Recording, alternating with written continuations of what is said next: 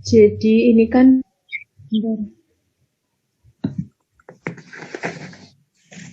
Nah, ini kan kertas kerja.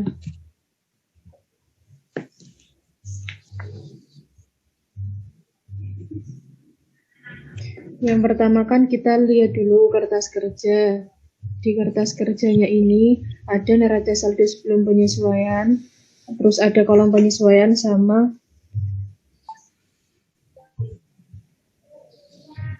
neraca saldo setelah penyesuaian, laba rugi, dan neraca.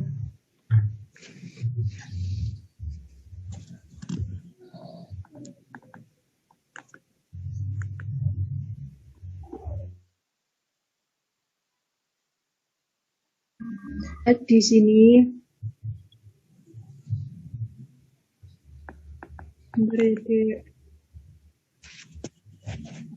langsung aja, di sini kan di paling bawah ada data tambahan untuk menyusun laporan keuangan tahun PT Nusa 2.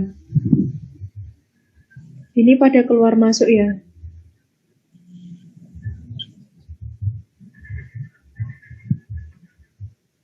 Nah, yang pertama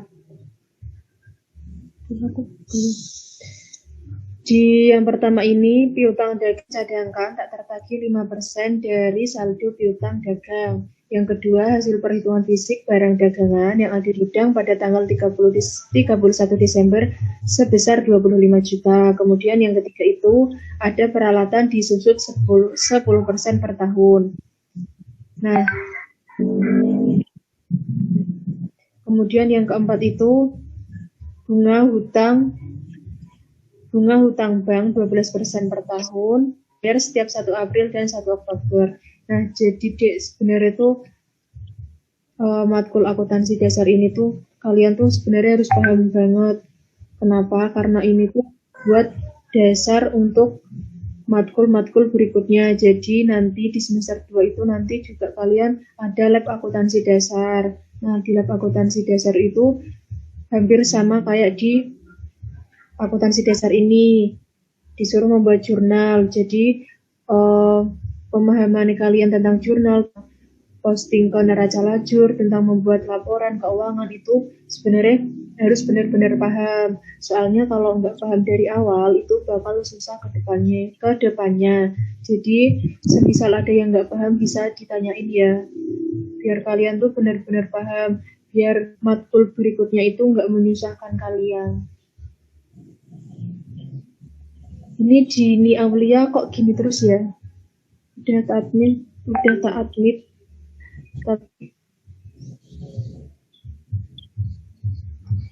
Nah, di yang pertama, piutang dagang dicadangkan tak tertagih 5% dari saldo piutang. Ada yang mau mencoba menjelaskan?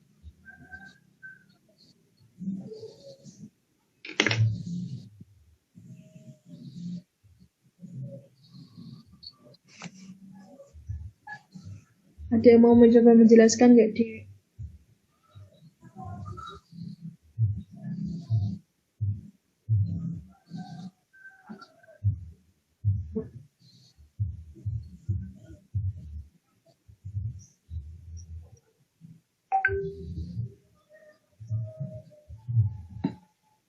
Ada yang mau menjelaskan nggak? Nomor 1, cara buat jurnal penyesuaian nomor 1 dulu.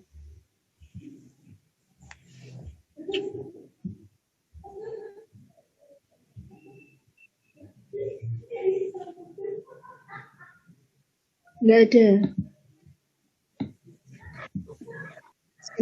Silvi mau jelasin nggak? Silvi Indah. Coba dijelasin.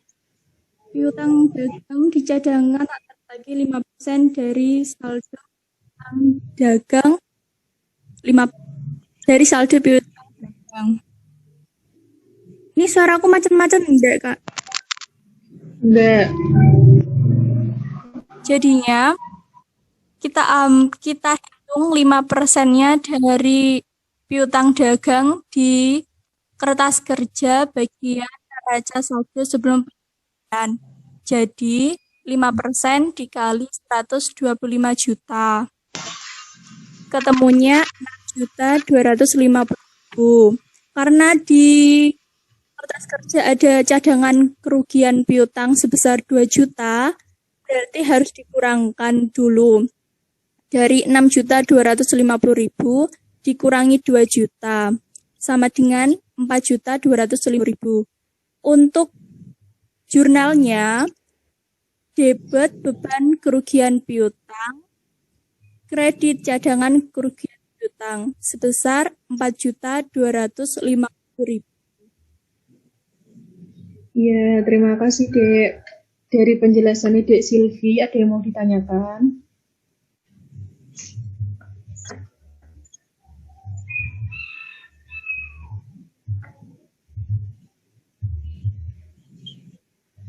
Ada yang mau ditanyakan nggak, Dek?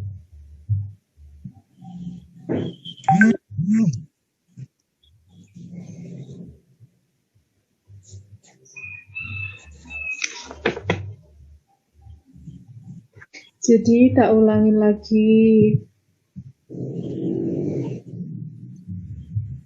Di soal pertama itu, ada piutang dagang dicadangkan tak tertagih sebesar 5% dari saldo piutang dagang. Maka kita hitungnya itu 5% dari saldo piutang dagang. Dilihat dulu di neraca saldo sebelum penyesuaian nominal piutang dagangnya berapa. Nah, di sini piutang dagangnya itu sebesar 125 juta. Berarti untuk piutang dagang dicadangkan tak tertagih itu 5% dikalikan sebesar 125 juta. Kemudian hasilnya dikurangi CKP karena di sini di neraca saldo sebelum penyesuaian itu ada nominal CKP. Jadi dikurangkan dengan CKP sebesar 2 juta. Maka hasilnya itu 4.250.000. Setelah tahu hasilnya, maka dibuat jurnal penyesuaiannya. Jurnal penyesuaiannya untuk piutang dicadangkan itu beban kerugian piutang bertambah di debit sebesar 4.250.000 dan cadangan kerugian piutang di kredit sebesar 4.250.000. Sampai sini ada yang mau ditanyakan?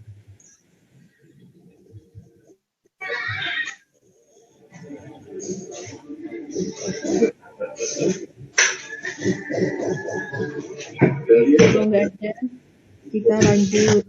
Nah, di soal kedua itu, di data tambahan kedua itu ada hasil perhitungan fisik barang dagang yang ada di gudang pada tanggal 31 Desember 2019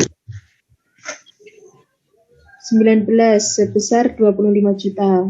Nah, karena di sini itu ada hasil perhitungan fisik barang dagang, berarti kan barang dagang yang ada di gudang pada tanggal 31 Desember 2019. Berarti kan di situ diketahui persediaan barang dagang akhir. Nah, kalau diketahui persediaan barang dagang akhir, kita membuat jurnal penyesuaiannya itu seperti ini. Ada banyak yang kemarin udah dijelasin sama Bu Indri. Kalau kemarin dijelasin sama Bu Indri itu gimana?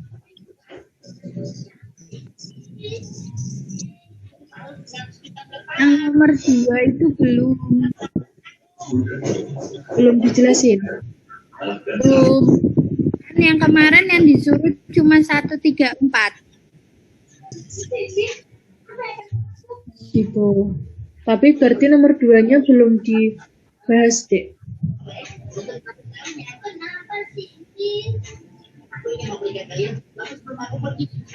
Yang nomor 2 ini udah dibahas sama Bu Indri belum? Belum. Udah, Dek. Udah apa belum? Hah? Udah. Ah, masa? Perhitungan HPP kan, Mbak? Sama nyatet jurnalnya. Enggak, yang nomor 2-nya loh. Persediaan barang dagang akhir. Nah, kalau diketahui persediaan barang dagang akhir, maka kita harus membuat jurnal penyesuaian. Nah, jurnal penyesuaiannya itu dari mulai mengurangi persediaan barang dagang awal. dilihat dulu persediaan barang dagang awal di neraca saldo sebelum penyesuaian itu ada berapa. Nah, di sini persediaan barang dagang awal di neraca saldo sebelum penyesuaian itu nominalnya sebesar 45 juta. Maka dicatatnya itu jurnalnya HPP pada persediaan barang dagang. Jadi harga pokok penjualan itu bertambah di debit dan persediaan barang dagang awal berkurang di kredit sebesar 45 juta.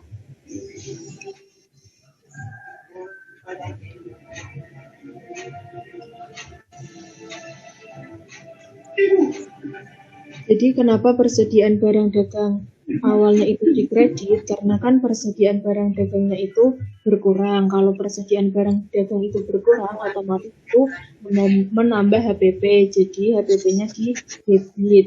HPP itu bertambah di debit dan berkurangnya di kredit. Nah, harga pokok penjualan sendiri itu kalau kan ada yang tanya, kemarin tuh ada yang tanya HPP itu apa. Harga pokok penjualan itu sebenarnya jumlah keseluruhan biaya yang harus dikeluarkan oleh perusahaan untuk bisa memproduksi ataupun menawarkan jasanya.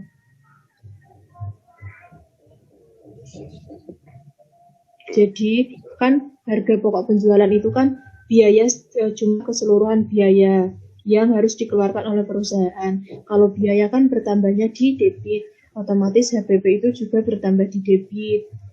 Maka ini kan tadi perhitungan fisik barang dagang pada akhir periode sebesar 25 juta. Nah, kita itu pertama harus mengurangi persediaan barang dagangnya di awal. Untuk menguranginya, jurnalnya itu berarti HPP pada persediaan barang dagang. Persediaan barang dagangnya berkurang, kemudian HPP-nya bertambah sebesar 45 juta. Kemudian yang kedua itu menutup akun pembelian pada persediaan barang dagang. Menutup akun pembelian pada HPP. Nah, di sini akun pembeliannya itu sebesar 175 juta. Maka untuk bisa menutup akun pembelian, otomatis pembeliannya harus dikurangi. Dikuranginya sebesar nominal pembelian yang ada di neraca saldo sebelum penyesuaian. Maka HPP pada pembelian. Dicatatnya HPP pada pembelian. Kemudian selanjutnya itu beban angkut. Beban angkutnya kita lihat di neraca saldo sebelum penyesuaian. Nominalnya itu sebesar 12 juta. Nah, ini kan bebannya di debit. Untuk menutupnya maka harus dikurangkan. Untuk menguranginya berarti beban angkutnya dicatat di kredit sebesar 12 juta. Nah, berarti pencatatannya HPP pada beban angkut pembelian. Jadi, kalau dilihat di sini kan HPP-nya dari 3 ini kan HPP selalu ada di debit. Nah, jadi unsur-unsur yang menambah HPP itu ada persediaan barang dagang awal, pembelian, dan beban angkut pembelian. Kalau 3 unsur ini kan tadi kan menambah HPP. Kalau menambah HPP berarti otomatis itu HPP-nya dicatatnya di debit. Persediaan barang dagang awal, pembelian, dan beban angkut itu dicatatnya di kredit. Seperti itu. Ada yang mau ditanyakan?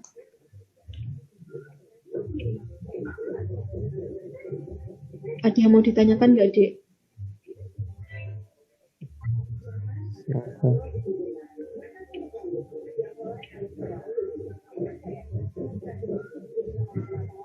Kalau nggak ada, tak lanjut.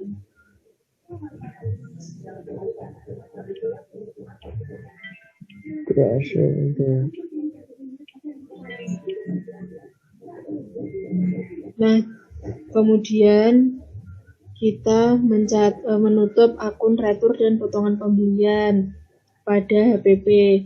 Nah, akun retur potongan dan potongan pembelian itu merupakan unsur yang mengurangi HPP.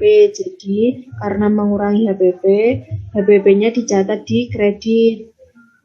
Dan returnya itu dicatatnya di debit sebesar 8 juta. 8 juta itu diperolehnya dari nominal retur dan potongan pembelian di neraca saldo sebelum penyesuaian. Nah, setelah mencatat pembelian, beban angkut pembelian, dan retur potongan pembelian, kita mencatat persediaan barang dagang akhir. Kalau diketahui persediaan barang dagang akhir, berarti kan persediaan barang dagang yang masih tersisa atau sama aja menambahkan persediaan barang dagang yang ada. Jadi persediaan barang dagangnya itu dicatat di debit sebesar 25 juta dari data hasil perhitungan fisik ini. Kemudian karena itu persediaan barang dagang akhir itu mengurangi HPP, maka HPP-nya dicatat di kredit sebesar 25 juta. Jadi unsur-unsur yang mengurangi HPP itu ada retur dan potongan pembelian sama persediaan barang dagang akhir. Sedangkan unsur yang menambah HPP itu ada persediaan barang dagang awal, pembelian, sama beban angkut pembelian. Nah, ini kan ketiga akun ini kan menambah HPP, jadi HPP-nya dicatat di debit karena HPP itu bertambahnya di debit. Kalau dua ini itu merupakan akun yang mengurangi HPP, jadi HPP-nya dicatat di kredit karena HPP-nya berkurang.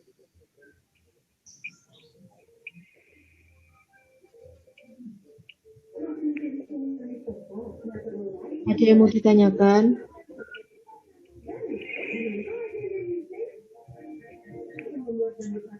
Tanya nggak? Sampai sini ada yang mau ditanyakan? Iya. Kalau itu misalnya beban angkut penjualan masukkan situ bisa nggak, Kak? Enggak, Dek. Jadi persediaan barang dagang fisik itu untuk mencatat persediaan barang awal, pembelian, barang angkut pembelian, retur dan potongan pembelian, sama persediaan barang dagang akhir. Khusus untuk itu aja. Berarti nanti kalau soalnya kayak gitu, jurnalnya kayak gitu semua, Kak? Yang nomor Iya, jurnalnya itu udah pakem kayak gini. Siap. Iya. Ada lagi yang mau ditanyakan? Nah, sebenarnya itu untuk mencatat persediaan barang dagang secara fisik itu ada dua pendekatan. Yang pertama itu menggunakan HPP dan yang kedua itu menggunakan ikhtisar laba rugi. Jadi caranya kalau dari aku sendiri caranya tahu kita menggunakan HPP atau ikhtisar laba rugi itu dilihat dulu dari akun-akun yang ada di neraca saldo. Nah, ini kan pakainya menggunakan harga pokok penjualan, berarti pencatatannya menggunakan harga pokok penjualan pada persediaan barang dagang. Tapi kalau di sini diketahuinya itu ikhtisar laba rugi, maka kita menggunakannya itu ikhtisar laba rugi pada persediaan barang dagang.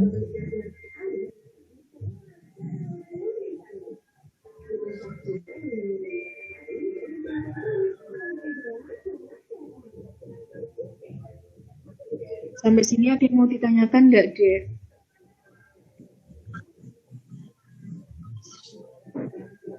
Ya paham? Apa masih bingung? Tanya, Kak. Ya, Dek.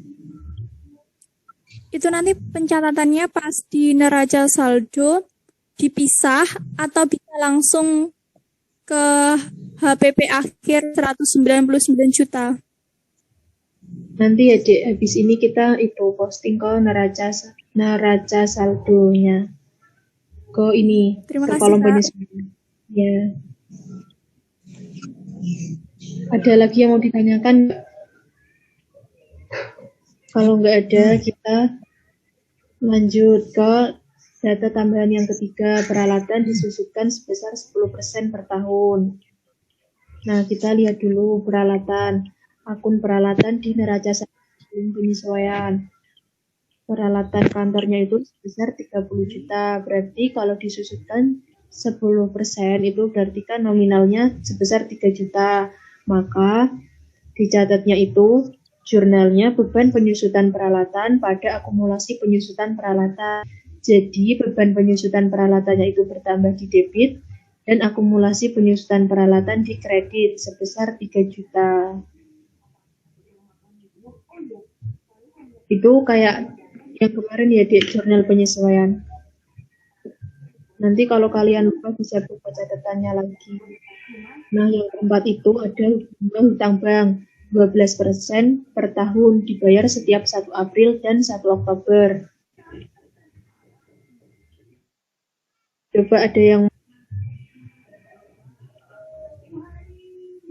untuk perhitungannya gimana?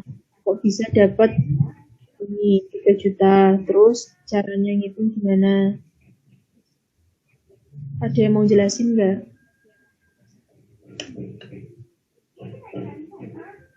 Kenapa wes?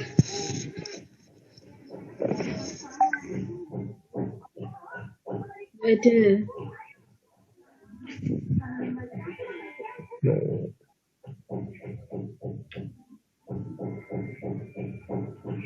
Nah, jadi bunga hutang kan di sini 12%, hutang bank itu dikenakan bunga sebesar 12% per tahun. Dibayarkannya itu setiap tanggal 1 April dan 1 Oktober. Terakhir pembayaran kan 1 Oktober, berarti dihitung dari 1 Oktober ke 31 Desember. Berarti itu berapa bulan? 3 ya, Kak? 3, Kak.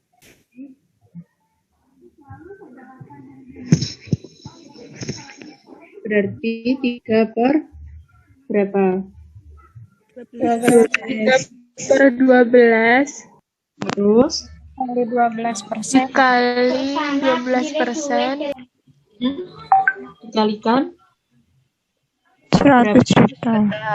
dikalikan hutang bank. Jadi kemarin kan udah dibahas sama Bu Indri. 3, Kak. Berarti 3 per 12 dikalikan 12% dikalikan 100 juta. 100 jutanya itu dari hutang bank. Hutang bank di neraca saldo sebelum penyesuaian. Nominalnya itu sebesar 100 juta. Nah, diperoleh nominal sebesar 3 juta. Jadi, bunga hutang bank itu yang dibayarkan setiap 1 April dan 1 Oktober itu sebesar 3 juta. Maka pencatatan jurnalnya itu beban bunga bertambah di debit dan hutang bunga bertambah di kredit sebesar 3 juta. Kemudian setelah membuat jurnal penyesuaian,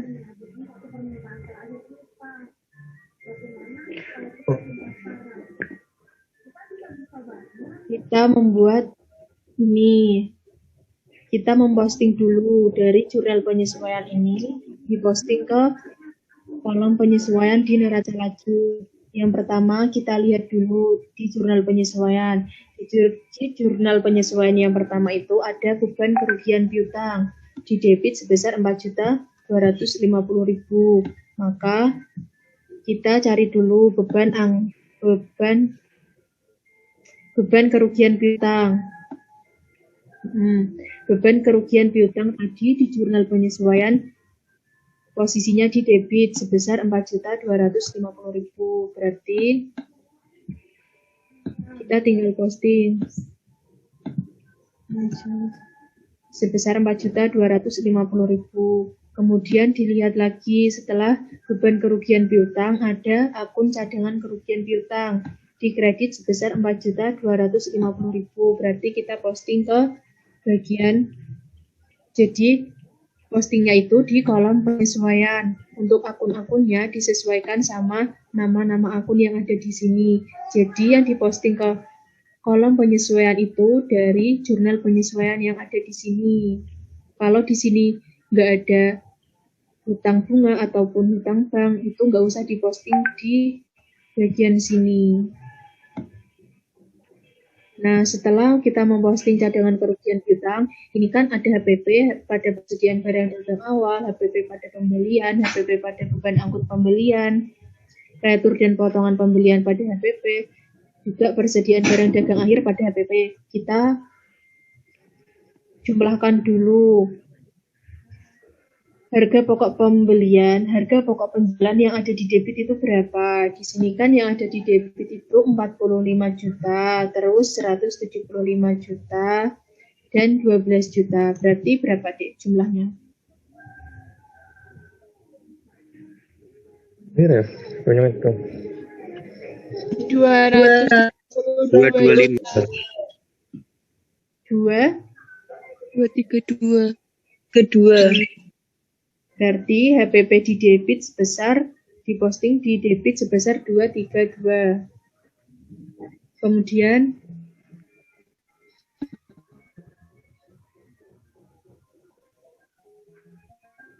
kita jumlahkan untuk 8 juta dan 25 juta. Berarti totalnya itu 33 juta. Berarti harga penjualan di kredit sebesar 33 juta. Kemudian habis itu kan HPP udah diposting. Ada akun persediaan barang dagang di kredit sebesar 45 juta. Dilihat lagi ternyata ada akun persediaan barang dagang di debit sebesar 25 juta. Nah, di postingnya itu satu-satu dulu. Jadi di debit tadi ada 25 juta. Sedangkan di kredit tadi ada 45 juta. Selanjutnya kita lihat lagi kan yang untuk yang jurnal kedua ini untuk HPP udah diposting, maka kita tinggal memposting akun pembelian. Akun pembelian itu ada berkurang di kredit sebesar 175 juta, berarti pembelian dicatat di kredit sebesar 175 juta. Selanjutnya setelah pembelian itu ada benang pembelian di kredit. Benang pembelian potongan pembelian sebesar 8 juta. Maka kredit dan potongan pembelian di 8 juta. Setelah itu untuk persediaan barang dagang akhir tadi sudah diposting, HPP juga udah diposting, berarti nomor 2 udah selesai. Nomor 1 udah ya, udah. Tinggal kita memposting nomor 3. Nomor 3 ini ada akun beban penyusutan peralatan, ada akumulasi penyusutan peralatan. Maka dicari dulu beban penyusutan peralatan. Di sini ada akun 5.6. Maka tadi untuk beban penyusutan peralatan itu di debit sekitar 3 juta. Sedangkan akumulasi peralatan itu di kredit sebesar 3 juta. Selanjutnya itu ada beban bunga pada utang bunga sebesar 3 juta. Berarti jadi itu beban bunga di debit sebesar 3 juta dan utang bunga kredit. Nah, sampai sini ada yang mau ditanyakan untuk cara mempostingnya?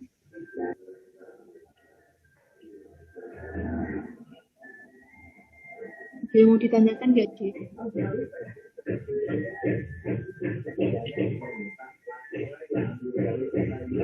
Tinggal sing ana sing takon bare. Ngopo ngomong. Kalau nggak ada, kita lanjut.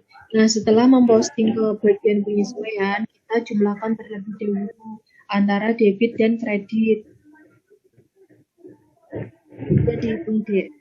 Kira Cino. Kreditnya berapa?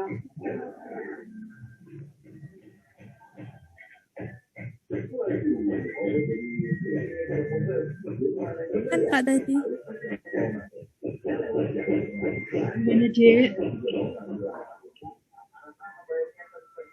Tadi kan kita udah memposting dari jurnal penyesuaian di sini, diposting ke kolom penyesuaian yang ada di neraca lajur. Setelah kita memposting, kita menjumlahkan dulu. Debitnya dijumlahkan semua, kemudian kreditnya dijumlahkan semua. Berapa hasilnya? 275, 250.000. Kemudian kreditnya sama. Iya, sama Kak. Berarti udah balance. Udah benar berarti ya. Sampai sini ada yang mau ditanyakan? Ada yang mau ditanyakan nggak, Dek?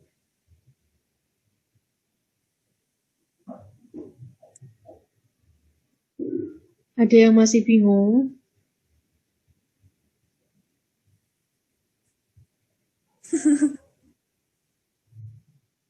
Masih bingung nggak? Bingungnya di mana? Coba.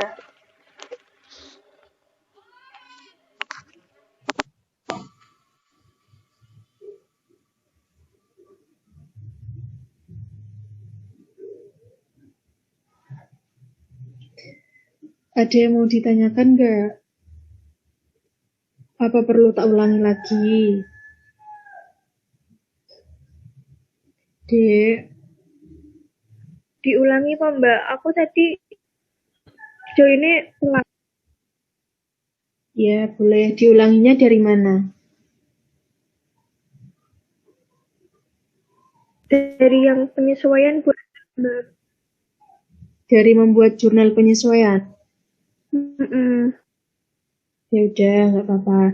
Jadi, ini kan di sini ada data tambahan untuk menyusun laporan keuangan PT Nusa Dua. Yang pertama itu, piutang dagang dicadangkan tak tertagih 5% dari saldo piutang.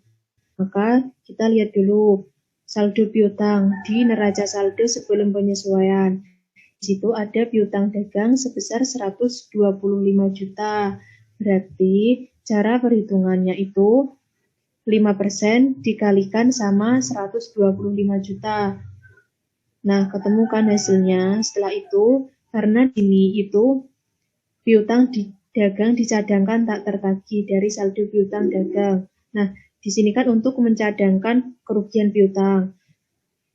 Dilihat dulu di neraca saldo sebelum penyesuaian. Ada nominal cadangan kerugian piutang apa enggak? Kalau ada, berarti harus dikurangkan sama cadangan kerugian piutang. Berarti 5% dikalikan 125 juta, kemudian dikurangi sama 2 juta, dikurangi cadangan kerugian piutangnya. Nah, nominalnya itu didapat sebesar 4.250.000. Untuk jurnal penyesuaiannya itu, beban kerugian piutang bertambah di debit sebesar 4.250.000 dan cadangan kerugian piutang di kredit sebesar 4.250.000. Ini tuh perhitungan sama jurnalnya itu kayak yang materi jurnal penyesuaian kemarin. Jadi materi jurnal penyesuaian itu sebenarnya berlanjut, bukan hanya untuk satu semester ini aja, tapi berlanjut ke semester-semester berikutnya gitu. Nah, untuk jurnal penyesuaian sendiri itu cuman ada 7 yang kemarin. Kalau lupa bisa buka catatannya ya, Dek. Nah, sampai sini ada yang mau ditanyakan dulu? Belum. Nah, selanjutnya kita diketahui di data itu ada hasil perhitungan fisik barang dagangan yang ada di gudang pada tanggal 31 Desember sebesar 25 juta. Berarti ini itu diketahui persediaan barang dagang akhir.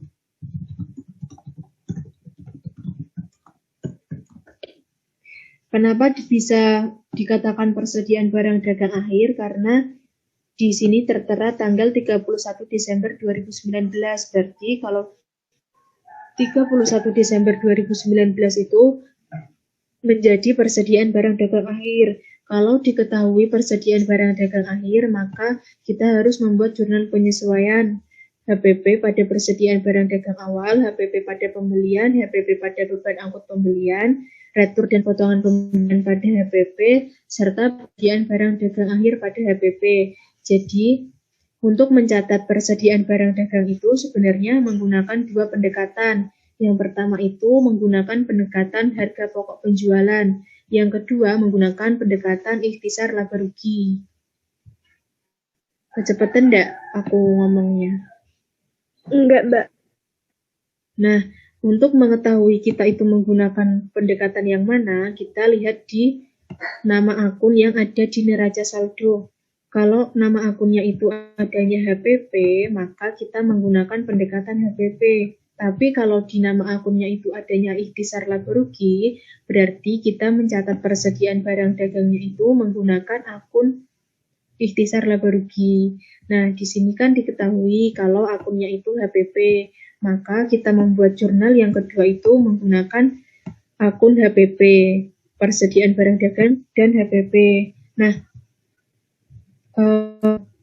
akun-akun yang menambah HPP itu ada persediaan barang dagang awal, akun pembelian, dan beban angkut pembelian. Jadi, ketiga akun itu menambah HPP, akun HPP.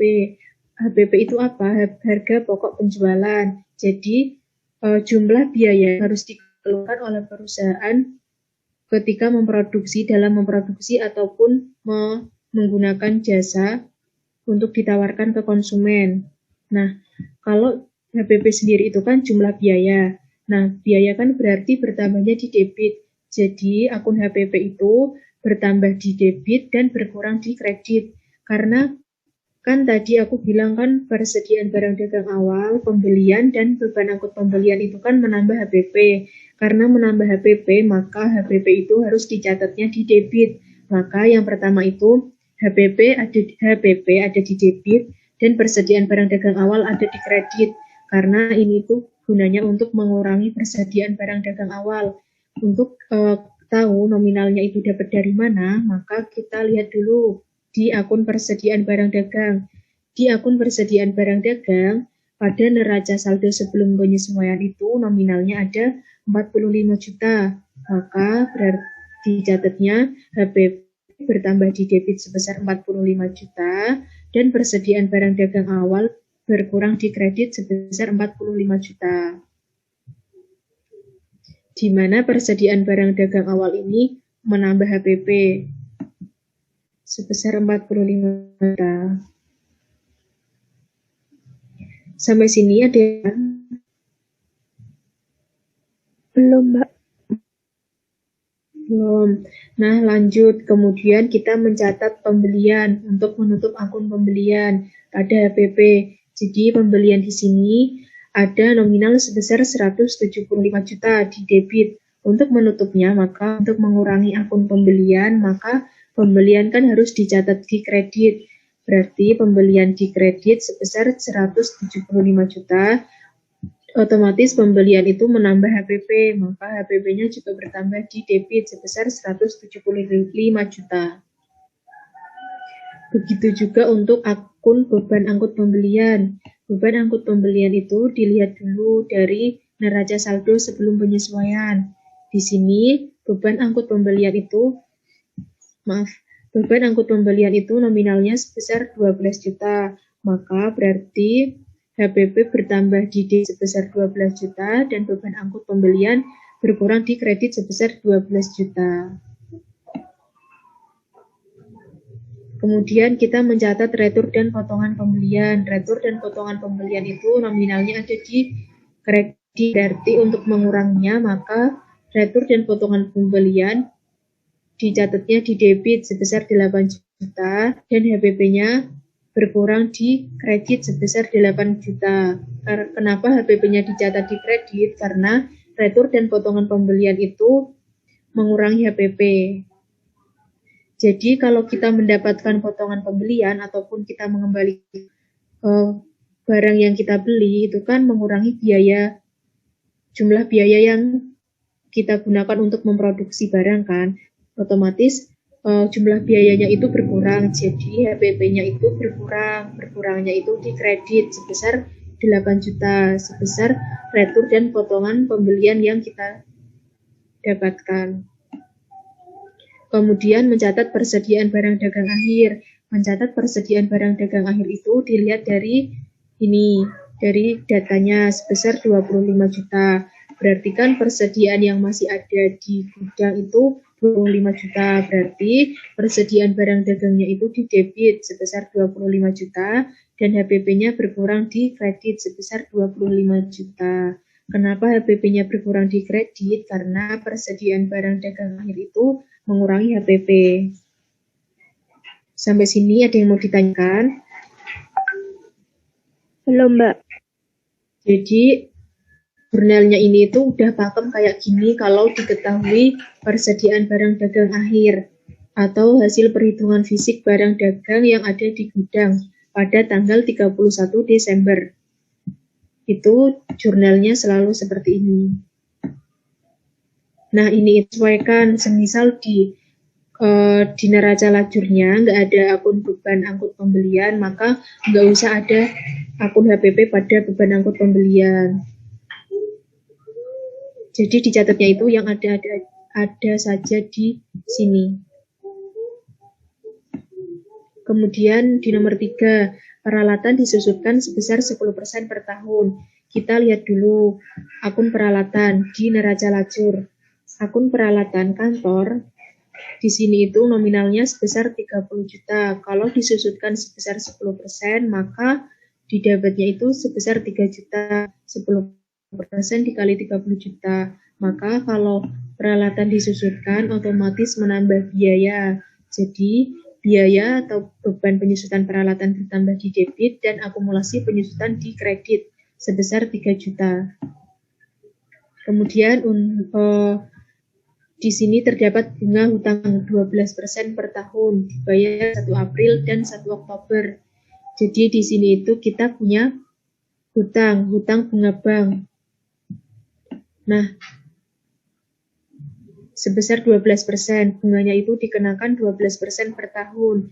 Dibayarkannya setiap tanggal 1 April dan 1 Oktober.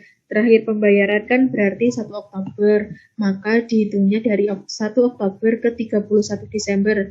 Kenapa ke 31 Desember? Karena jurnal penyesuaian kan dibuatnya pada tanggal 31 Desember. Maka 1 Oktober ke 31 Desember kan ada 3 bulan.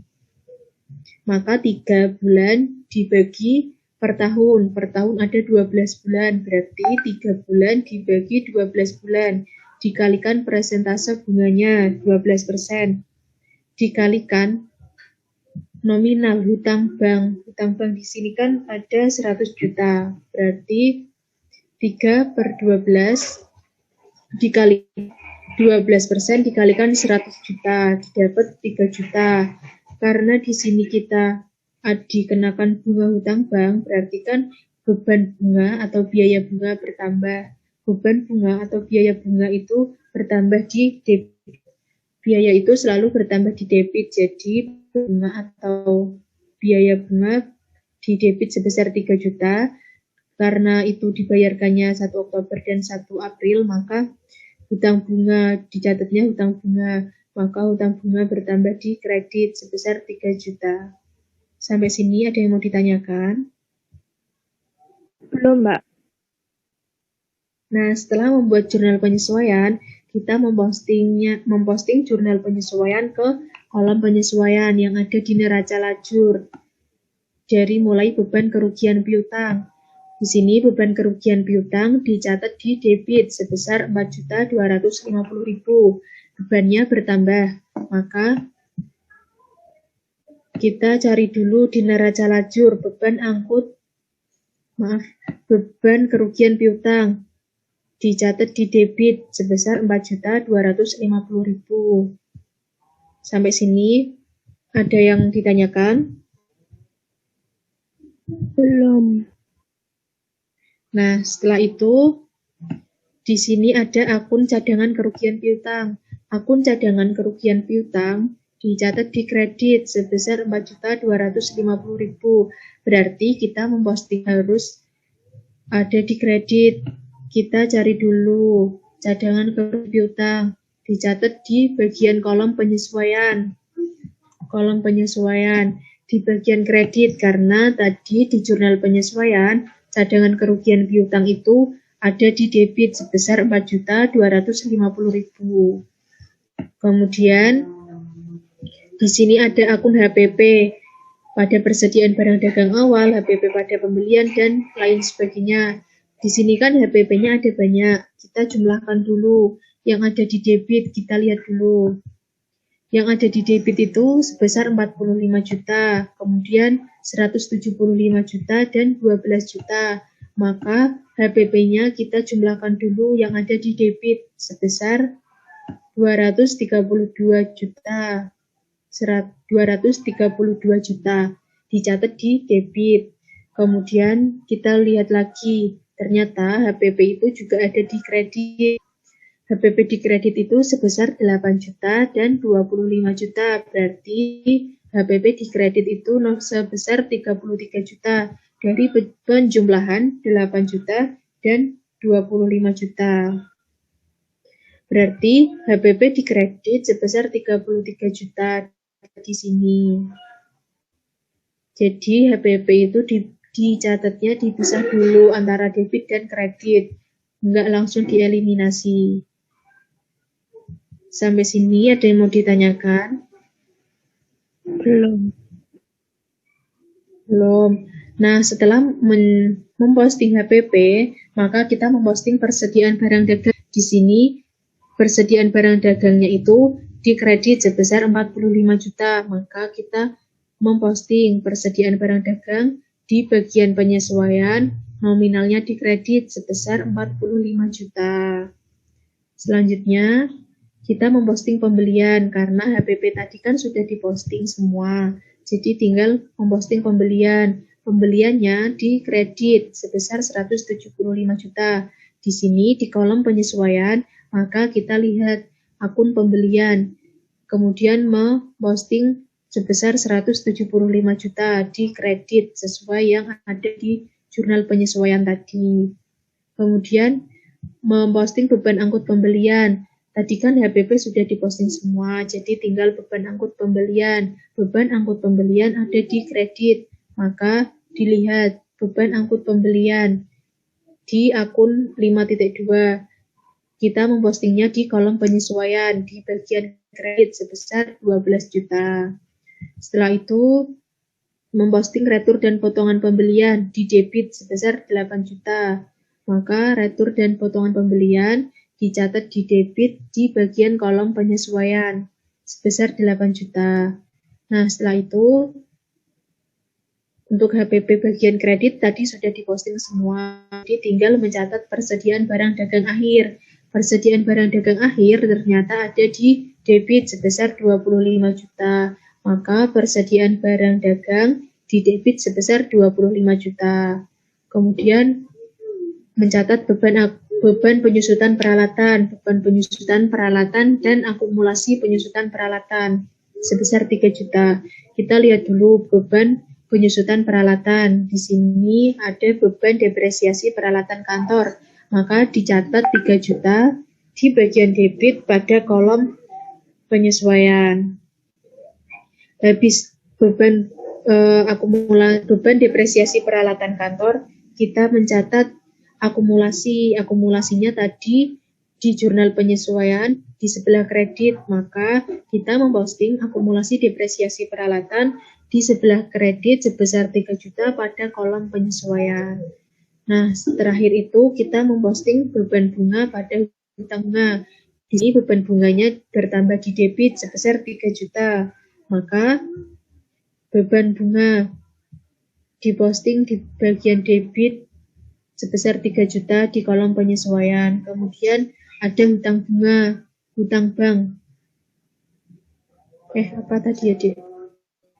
Hutang bunga di kredit sebesar 3 juta. Di posting di bagian penyesuaian kolom kredit sebesar 3 juta. Setelah kita memposting semua jurnal penyesuaian ke kolom penyesuaian yang ada di neraca lajur, kita tinggal menjumlahkan. Untuk akun-akun di sebelah debit dijumlahkan semua. Hasilnya itu didapat 275.250.000. Kemudian setelah menjumlahkan akun-akun yang ada di debit, kita menjumlahkan akun-akun yang ada di kredit. Di bagian penyesuaian didapat nominal 275.250.000. Maka di sini udah benar, antara debit dan kredit udah balance, berarti udah benar. Sampai sini ada yang mau ditanyakan? Belum, Mbak. Kalau belum, kita lanjut. Nah, setelah kita menjumlahkan di kolom penyesuaian, kita mengeliminasi di bagian kolom neraca saldo sebelum penyesuaian dan kolom penyesuaian. Di sini kan kasnya di neraca saldo sebelum penyesuaian 50 juta, sedangkan di penyesuaian nggak ada penyesuaian kas. Jadi di neraca saldo setelah penyesuaian, kas di debit sebesar 50 juta. Kemudian piutang dagangnya 125 juta di debit. Kemudian cadangan kerugian piutangnya berapa, Dik? 6.250.000. Di mana? Di debit apa? Kredit. Di kredit. Ya, di kredit. Ini dapatnya dari mana? Dari penjumlahan cadangan kerugian bagian neraca saldo sebelum penyesuaian ada di kredit sebesar 2 juta. Sedangkan di kolom penyesuaian ada nominal sebesar 4.250.000. Karena sama-sama di kredit berarti dijumlahkan 2 juta sama 4.250.000 didapat 6.250.000 di bagian kredit. Kemudian persediaan barang dagangnya berapa? 25 juta di debit. 5 juta di debit. Berarti kan di sini di neraca saldo sebelum penyesuaian ada nominal 45 juta di debit. Sedangkan di penyesuaian ada 45 di kredit. Berarti kan habis 0. Nah, tinggal ada di debit sebesar 25 juta. Kemudian peralatan kantor 30 juta. Akumulasi depresiasi peralatan kantor 9 juta. Hutang dagangnya 35 juta. Ini hutang bank.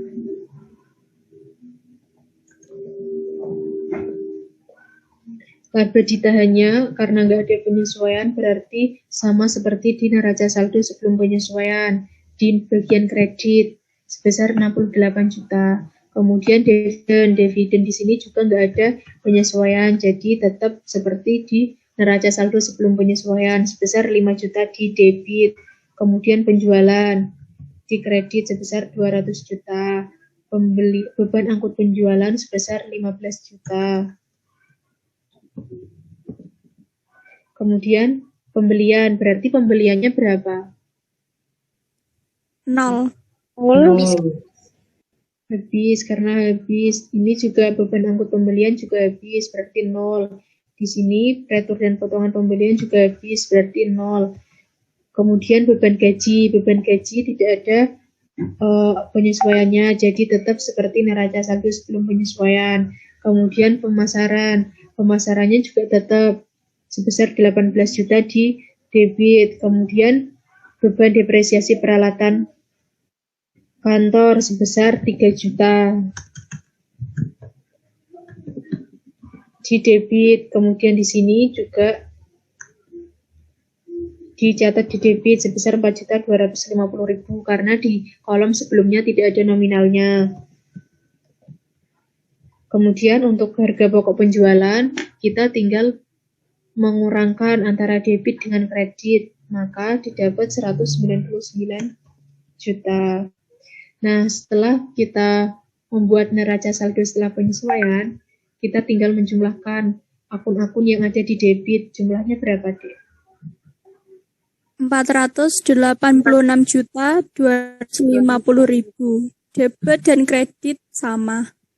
486.250.000. Iya, Kak.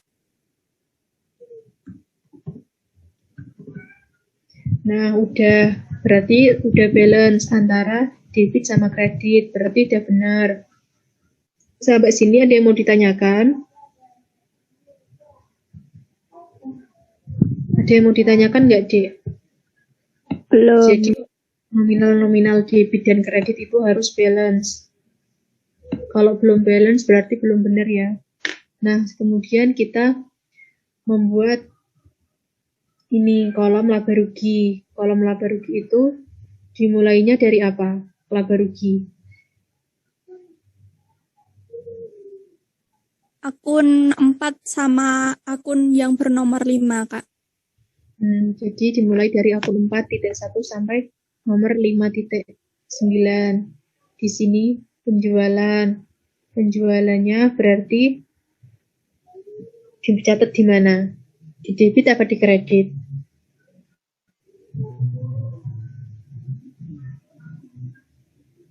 Di kredit. Sebesar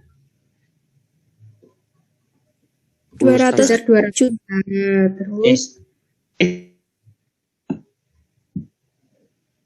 di beban angkut penjualan juga 15 juta. Jadi kita itu tinggal memposting dari neraca saldo setelah penyesuaian. Kemudian pembeliannya 175 juta. Kemudian 12 juta. Di sini 0. Maaf, Dek.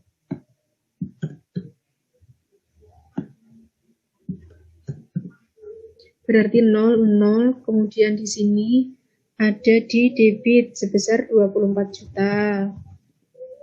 Kemudian debit lagi 18 juta. Kemudian 3 juta. Di sini 4.250.000, menyesuaikan akun nominal yang ada di neraca saldo setelah penyesuaian. Jadi untuk kolom laba rugi itu hanya mencatat akun-akun yang berkaitan dengan laba rugi, dimulai dari akun 4.1 sampai 5.9. Jadi hanya ini aja ya, Dek, yang dicantumkan di bagian laba rugi. Kemudian 3 juta untuk beban bunganya dan harga pokok penjualan. Berarti nominalnya berapa, Dek? Di sini 251, 250.000.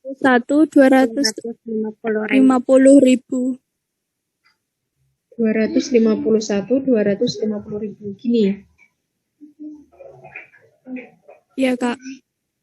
Nah, kalau untuk untuk kolom laba rugi dan kolom neraca itu memang antara debit dan kredit memang nggak balance, Dek. Jadi nanti ada selisihnya. Berarti di sini ada selisih berapa?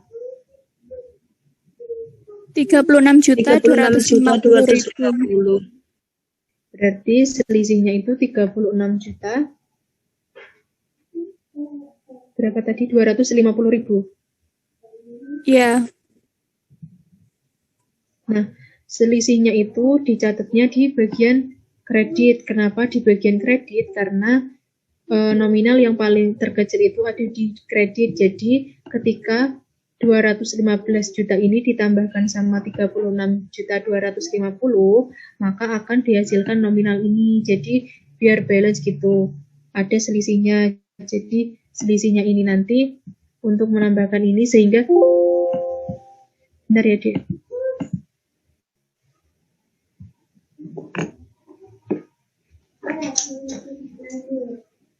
Kan jadi di kolom laba rugi dan neraca itu emang nominal debit dan kredit itu emang nggak balance, ada selisihnya. Jadi selisihnya tadi udah diketahui 36.250.000.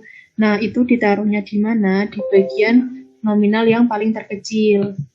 Yaitu di sini kan nominal paling terkecilnya ada di kredit, berarti selisihnya dicantumkan di kredit sebesar 36.250.000. Seperti itu. Kemudian kita tinggal membuat kolom neraca.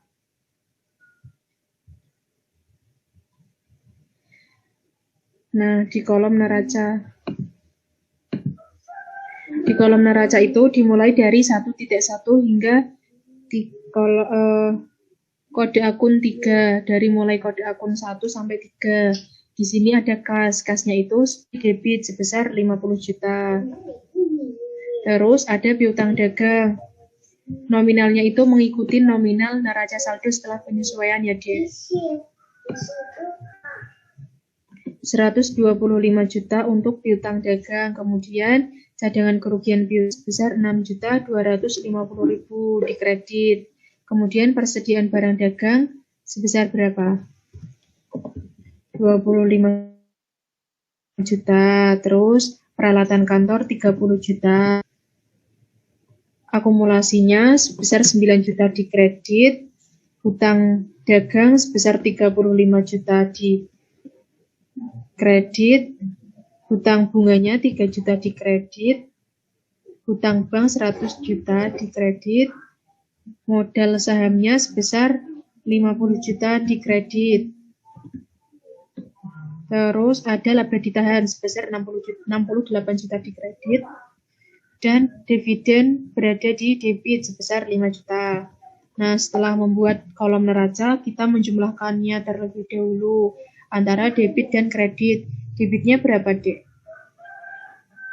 235 juta.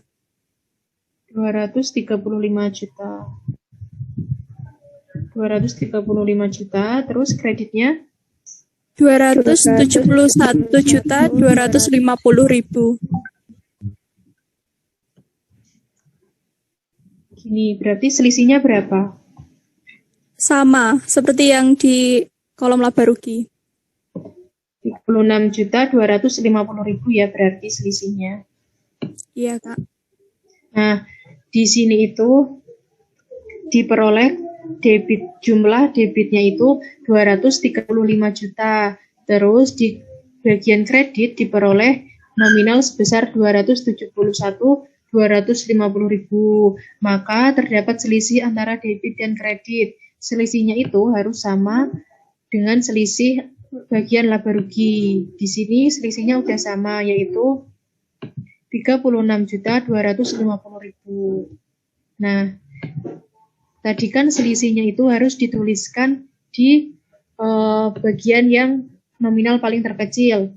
Di neraca ternyata nominal terkecilnya ada di debit, maka selisihnya dituliskan di debit.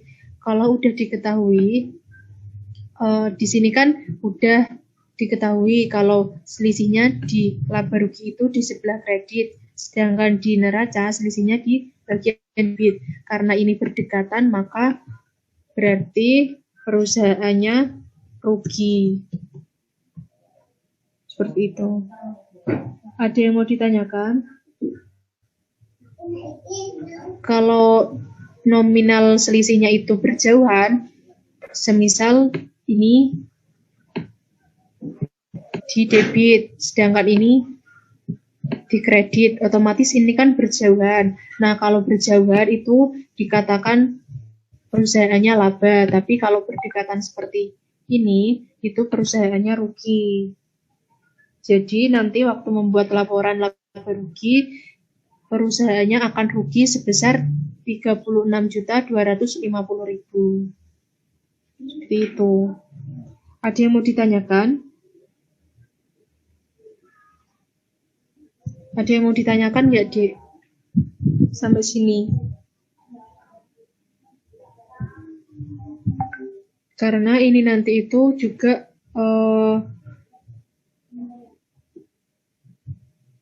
bakal berpengaruh ke matkul lab akuntansi dasar. Karena di matkul lab akuntansi dasar kalian juga akan disuruh membuat neraca lajur, kemudian membuat laporan keuangan, jurnal penyesuaian, jurnal umum, dan transaksi-transaksi lain.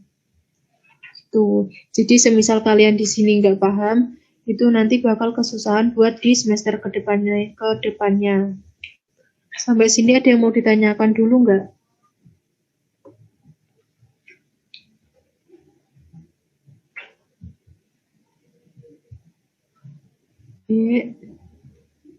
Belum, Mbak. Ada yang mau yang lain? Belum, Mbak. Udah, berarti kita tinggal membuat laporannya. Kemarin itu udah ada yang buat.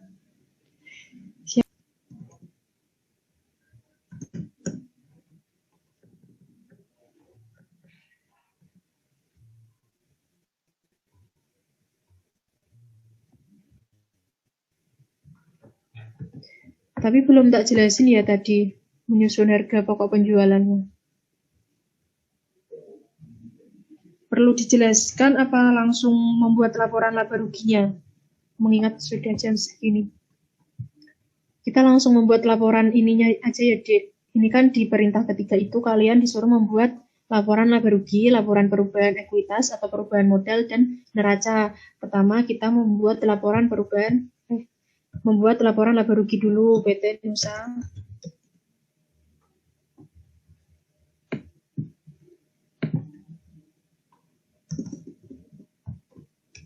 Mungkin yang udah membuat bisa membantu ya. Laporan laba rugi.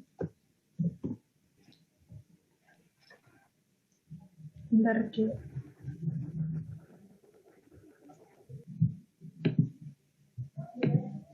Untuk periode yang berakhir 21 Desember 2019. Dimulai dari penjualan. Karena di sini di kolom neraca lajurnya kalian itu nggak ada nominal pendapatan.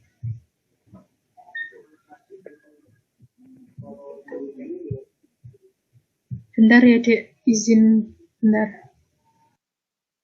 Udah kelihatan aku share screen-nya. Udah, Mbak. Kita lanjut ke laporan laba rugi dulu. Laporan laba rugi itu kan terdiri dari akun-akun nomor 4 sampai dengan akun-akun nomor 5. Jadi nomor 4 di sini ada akun penjualan. Kalau ada akun pendapatan juga ada dicatat pendapatan juga. Nah, tapi karena di sini adanya akun penjualan, maka kita mulai dari penjualan. Di sini sambil bantu bacain ya, Dek, nominalnya. Penjualan bruto terlebih dahulu, penjualannya sebesar berapa? 200 juta. 200 juta. Terus habis jualan ada beban angkut atau enggak?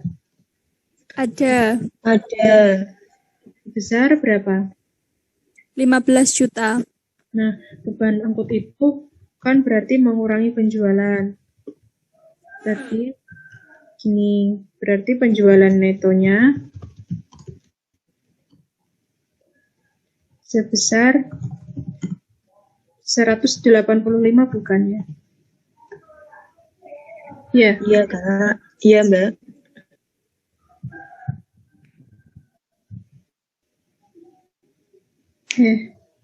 Beban 199 juta. Jadi laba kotornya itu besar 16 juta. 16 juta. Maaf 16 Kak, mau tanya. ya. Ini kan tadi kertas kerjanya menggunakan sistem periodik. Kalau sistem periodik itu enggak dijelentreh satu-satu? Kayak dirinci gitu loh, Pak. Gimana? Kayak dirinci harga pokok penjualan kayak persediaan hitam. Iya. Bu Indri pakainya yang kemarin. Aku lihat yang materi yang di-share.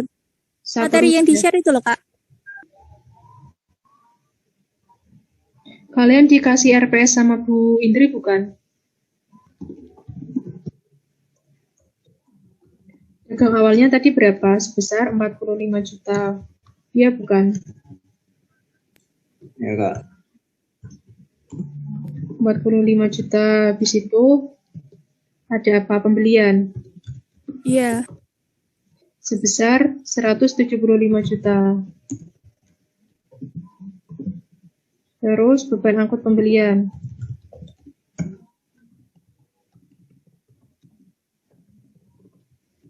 Beban angkut pembeliannya sebesar berapa, Dek? 12 juta. 12.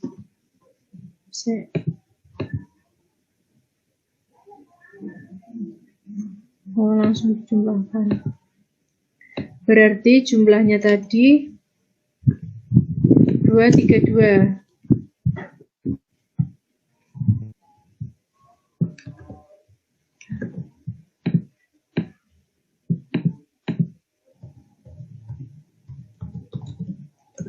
$232 juta. Kemudian dikurangkan dengan retur dan potongan pembelian. Sebesar berapa? 8 juta. Iya, Kak. Terus ada juga persediaan barang dagang akhir.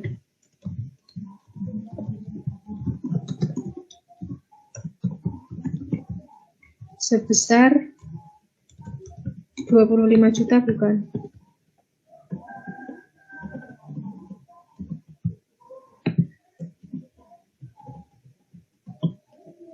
Berarti HPP-nya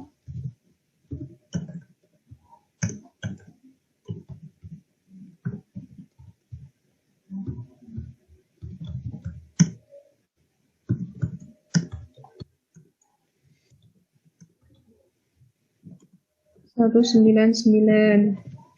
Udah, kalau udah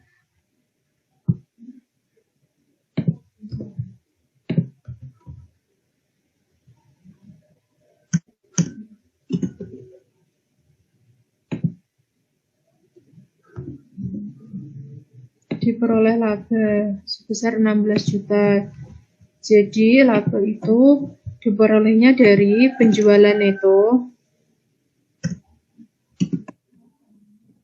Penjualan neto dikurangi sama HPP. Dari 215 dikurangi sama 199 juta. Diperolehnya itu sebesar 16 juta. Udah, terus habis itu kita mencatat beban usaha.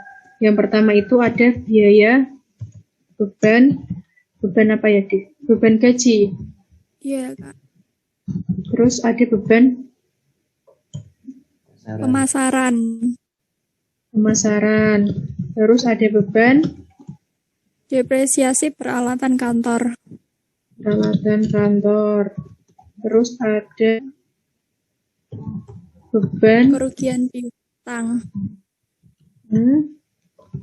ada beban apa lagi? Bunga. Bunga, benar. Terus beban gaji udah. Udah, Kak. Beban berapa, Dik? Beban gaji. 24 juta. Yang lain bisa bantu itu ya, kasih tahu nominalnya. Beban pemasaran 11 juta. 18. Terus beban depresiasinya 2 juta. berapa, 3 Dik? juta. 4? 3. 3. Ini beban itu ya 4 juta 750.000. Beban bunganya tadi berapa? 3 juta. 3 juta. Berarti jumlah beban itu berapa? 52 juta 250. 52 juta 250.000. Iya, Kak. Berarti maka rugi usaha sebesar 36 juta 250. tidak benar ya. Rugi usaha itu diperolehnya dari laba kotor dikurangi sama beban usaha. Nah, rugi usaha yang diperoleh perusahaan kan sebesar ini. Ini itu harus sama dengan rugi usaha yang tadi kita hitung di neraca lajur. Nah, berarti tidak benar kalau rugi usahanya itu diperoleh sebesar 36.250.000. Udah sama berarti ya. Nih, rugi usahanya juga di sini di laporan laba ruginya sebesar 36.250.000. Selanjutnya, kita membuat apa? Laporan perubahan laba ditahan. Laporan perubahan laba ditahan. Sampai sini ada yang mau ditanyakan dulu nggak, Dek? Ada yang mau ditanyakan tentang laporan laba rugi?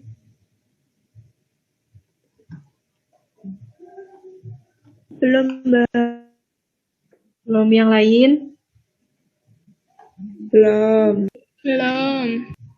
Laba ditahan itu yang pertama kita kita mencatat itu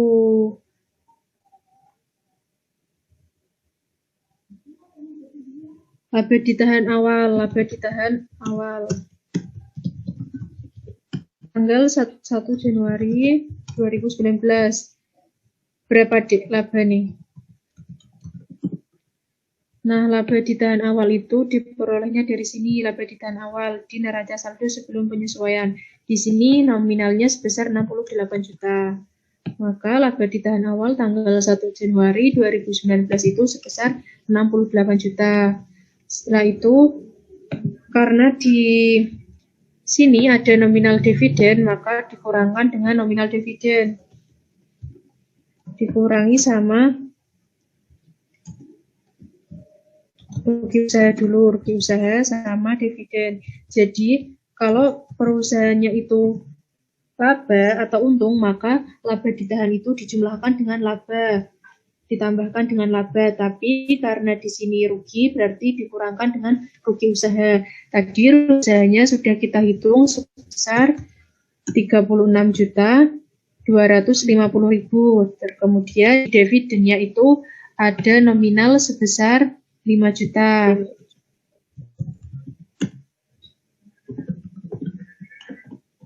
Nominal 5 juta ini bisa kalian lihat di neraca saldo sebelum penyesuaian.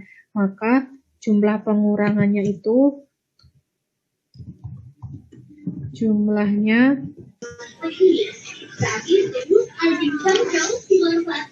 berapa? 41.250.000. Jadi laba ditahan 31 Desember 2019 itu sebesar 26.750.000. Ya, udah benar. Jadi laba ditahan perusahaan PT Nusa itu sebesar 26.750.000 pada 31 Desember 2019. Sampai sini ada yang mau ditanyakan? Jadi kalau ada pref juga dikurangkan sama pref ya, Dik. Kalau pelaporan perubahan modal. Selanjutnya itu kita membuat PT Nusa 2. Laporan neraca atau laporan posisi keuangan, laporan neraca 31 Desember 2019.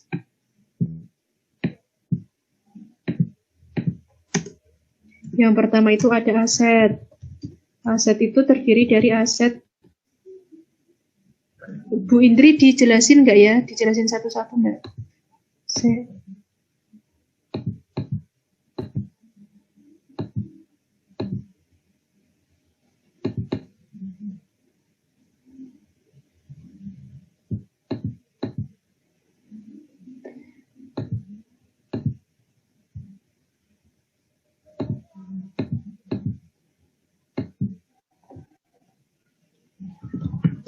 Bu Indri pakainya aset kan, Dek?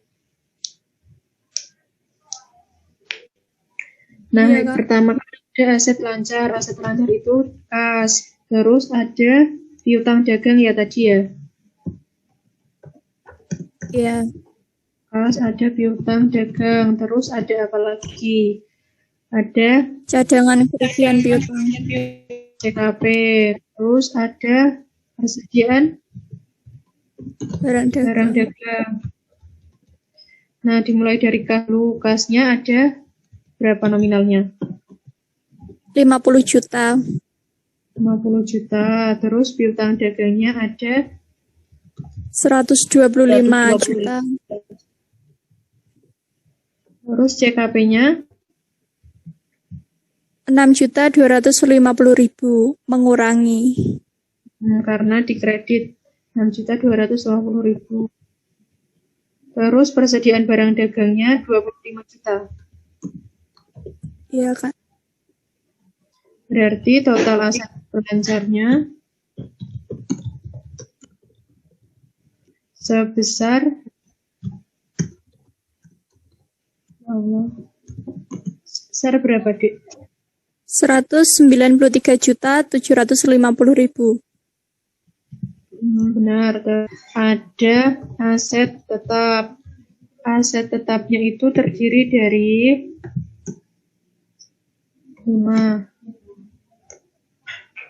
peralatan kantor ya tadi ya. Ya, Peralatan kantor, kemudian ada akumulasi penyusutan. Peralatan kantor. Peralatan kantornya tadi sebesar berapa, Dik?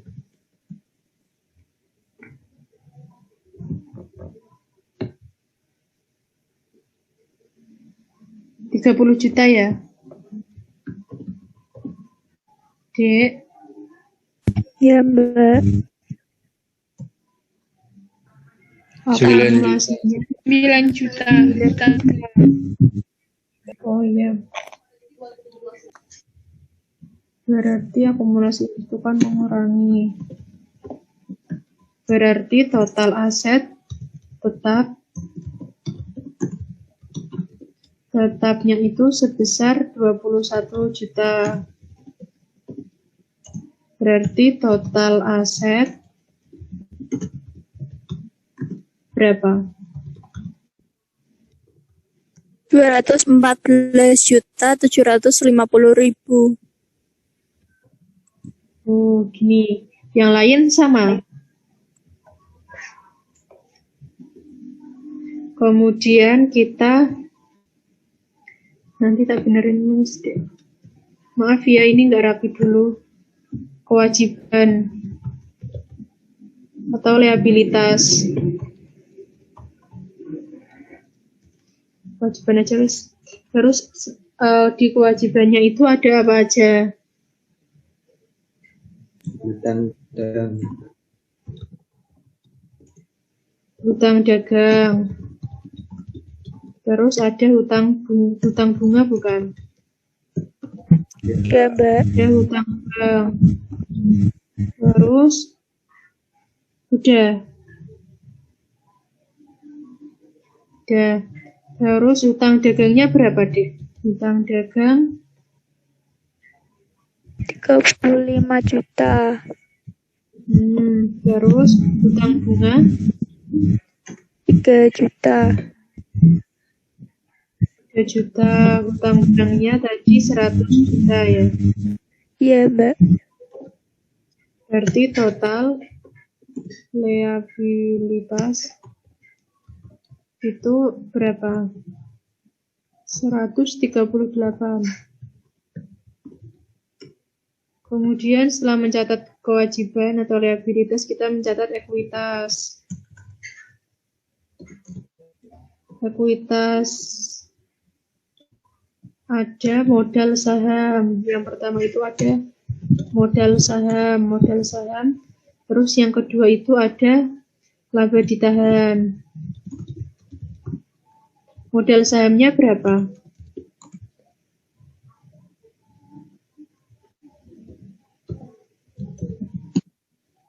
Modal saham itu dilihat dari sini.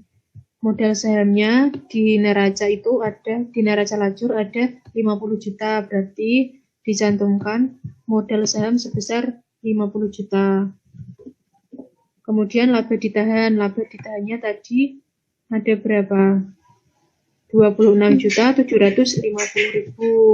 Berarti di sini laba ditahan dicantumkan sebesar 26.750.000.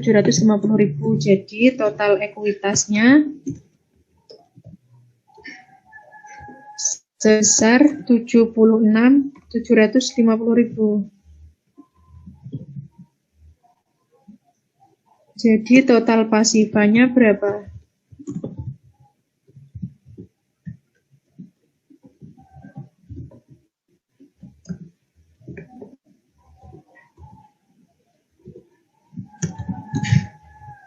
Berapa, Sama Dek? 214. Berarti udah balance ya antara antara total aset sama Total, bukan total pasifa sih. Total liabilitas plus ekuitas. Berarti udah balance ya. Sampai sini ada yang mau ditanyakan? Ada yang mau ditanyakan nggak, Dek?